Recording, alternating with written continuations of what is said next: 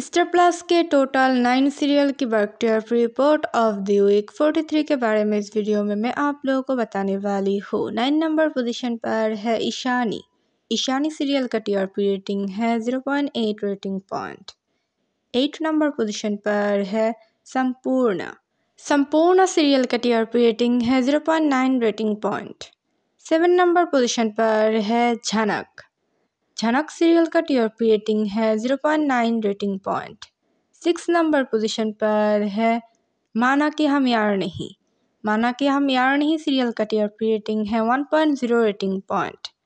5 number position पर है आरती अंजलि अवस्थी। आरती अंजलि अवस्थी का टीआरपी रेटिंग है 1.2 रेटिंग पॉइंट। 4 नंबर पोजीशन पर है ए रिश्ता क्या कहलाता है। ए रिश्ता क्या कहलाता है सीरियल का टीआरपी रेटिंग है 1.8 rating point. 3rd number position पर है उड़ने की आशा।